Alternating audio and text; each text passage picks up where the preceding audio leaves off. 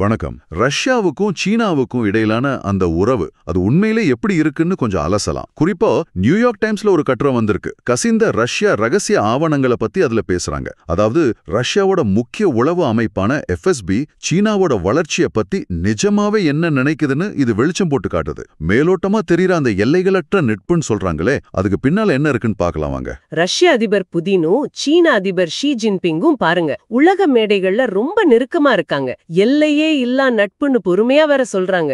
ரஷ்ய உளவு அமைப்பான எஃப்எஸ்பி உள்ளுக்குள்ள சீனாவை பத்தி ரொம்பவே எச்சரிக்கையா இருக்கு. சொல்ல போனா சீனாவை எதிர்காலத்துல ஒரு பெரிய சவாலா, ஏன் ஒரு சாத்தியமான எதிரியா கூட அவங்க பார்க்க ஆரம்பிச்சிருக்காங்கன்னு தெரிய வருது. இது நிஜமாவே ஆச்சரியமா தான் இருக்கு. ஏன்னா பொதுவெளியில அவங்க காட்டுற நெருக்கம் அப்படிப்பட்டது. இந்த எஃப்எஸ்பிக்கு அப்படி என்ன பெரிய கவலைகள் இருக்குன்னு அந்த ஆவணங்கள் சொல்லுது. இது வெறும் ஒரு பொதுவான சந்தேகமா இல்ல குறிப்பிட்ட காரணங்கள் ஏதாவது இருக்கா? குறிப்பிட்ட காரணங்கள் நல்லாவே இருக்கு. முதல்ல பாத்தீங்கன்னா உளவு போர். சீன உளவுத்துறைக்கு ரஷ்யாவை விட அதிகமா பட்ஜெட் இருக்கிறதா எஃப்எஸ்பி நம்புது. அதனால அவங்க பணத்தை கொடுத்து ரஷ்யா ஏஜென்ட்களையே தங்களுக்கு சாதகமா மாத்தி ரஷ்யா ராணுவ ரகசியங்கள் அப்புறம் தொழில்நுட்பங்கள்னு முக்கியமான தகவல்களை உளவு பாக்குறதா எஃப்எஸ்பிக்கு ஒரு பெரிய கவலை இருக்கு. இது வெறும் சந்தேகம் இல்ல, அவங்க அறிக்கைகள்ல இது நேரடியாவே பதிவாகிருக்கு. அடுத்ததா வரலாற்று பகை. இது இன்னைக்கு நேரடி பிரச்சனையா இல்லன்னு சொல்லலாம், ஆனாலும் உள்ளுக்குள்ள ஒரு உறுத்தலா இருக்கு. பாருங்க,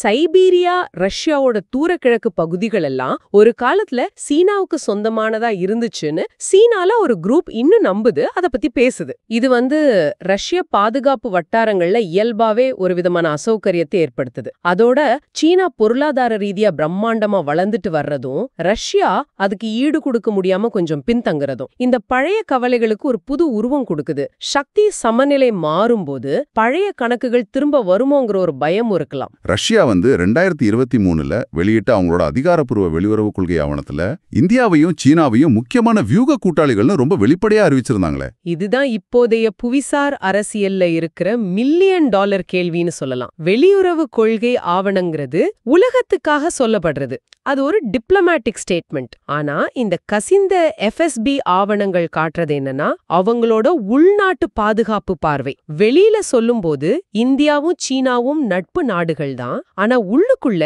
எஃப்எஸ்பிக்கு சீனா மேல ஆழமான சந்தேகம் இருக்கு. ஒருவேளை எதிர்காலத்துல இந்தியாவுக்கும் சீனாவுக்கும் எல்லையில பிரச்சனை தீவிரமானா அப்போ ரஷ்யா யாரோட பக்கம் நிக்குங்கிற கேள்விக்கு இந்த கசிந்த தகவல்கள் நிச்சயமா ஒரு புது கோணத்தை கொடுக்குது. அவங்களோட உண்மையான நிலைப்பாடு நாம வெளியில பாக்குறதை விட ரொம்ப சிக்கலானதா இருக்கலாம். வெளியுறவு கொள்கை ஒரு முகம்னா பாதுகாப்பு அமைப்போட பார்வை இன்னொரு முகமா இருக்குன்னு தெரியுது. சீனாவுக்கு அமெரிக்கா மாதிரி வேற ஒரு பெரிய சக்தி கிட்ட இருந்து ஒரு நல்ல ஒப்பந்தம், ஒரு பெட்டர் டீல் கிடைச்சான்னு வச்சுக்கோங்க, அவங்க ரஷ்யாவோட இந்த எல்லையற்ற நட்பை கைவிடவும் வாய்ப்பு இருக்கும்னு ரஷ்ய பாதுகாப்பு அமைப்பு நினைக்கிறதா நம்ம எடுத்துக்கலாமா? அப்படி ஒரு பயம் உங்களுக்கு இருக்கா? நிச்சயமா அந்த அச்சம் ரஷ்யாவுக்குள்ள இருக்குன்னு இந்த ஆவணங்கள் மறைமுகமா சொல்லுது. நீங்களே பாருங்க, சர்வதேச உறவுகள்ல நிரந்தர நண்பனும் இல்ல, நிரந்தர எதிரியும் இல்லங்கிறது அடிப்படை விதி. சக்தி சமநிலையும் அந்தந்த நாட்டு நலன்களும் தான் உறவுகளை தீர்மானிக்கும். சீனா தன்னோட நலனுக்கு எது சரியோ அதைத்தான் செய்யும். அது அமெரிக்காவோட ஒரு புதிய உறவா இருந்தா கூட அவங்க அதை நோக்கி போகலாம். இத ரஷ்யா உணர்ந்திருக்கு.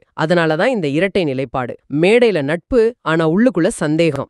நாம இப்ப பேசுனதை வச்சு பார்க்கும்போது ரஷ்யா சீனா உறவுங்கிறது நாம டிவியில பாக்குற மாதிரி ஒரு நேர்கோட்ல போற பயணம் இல்லைன்னு நல்லா தெரியுது. அது பல அடுக்குகள் கொண்டது, ரொம்ப சிக்கலானது. மேலோட்டமான புன்னகைகளுக்கு அடியில வரலாற்று பிரச்சனைகள், உளவு போட்டிகள், எதிர்காலம் குறித்த அச்சங்கள்னு நிறைய விஷயங்கள் ஒளிஞ்சிருக்கு. ஒரு நாட்டோட அதிகாரப்பூர்வ நிலைப்பாட்டுக்கும் அதன் பாதுகாப்பு அமைப்புகளோட உள் மதிப்பீடுகளுக்கும் இடையிலான இந்த வேறுபாடு, இந்த உள் முரண்பாடுகள் எதிர்காலத்துல உலக அரசியல் சதுரங்கத்துல எப்படிப்பட்ட நகர்வுகளுக்கு வழிவகுக்கும், மற்ற நாடுகளோட உறவுகளை எப்படி பாதிக்கும்னு நம்ம தொடர்ந்து கவனிக்கணும். அதிகார போட்டி இன்னும் தீவிரமாகலாம் தோணுது. இறுதியா நீங்க யோசிக்கிறதுக்காக ஒரு கேள்வி விட்டுட்டு போறோம். இப்படி உலகின் 2 பெரிய சக்திகள் வெளியில இவ்வளவு நெருக்கமா காட்டிக்கிட்டு ஆனா உள்ளுக்குள்ள இவ்வளவு சந்தேகங்களோட இயங்கும்போது இது மத்த நாடுகள், குறிப்பா இந்தியா மாதிரி நாடுகள் அவங்களோட வெளியுறவு கொள்கையை வகுக்கிறதுல என்ன மாதிரியான தாக்கத்தை ஏற்படுத்தும்? அவங்க யாரை நம்புவாங்க? இத பத்தி நீங்க கொஞ்சம் யோசிச்சு பாருங்க.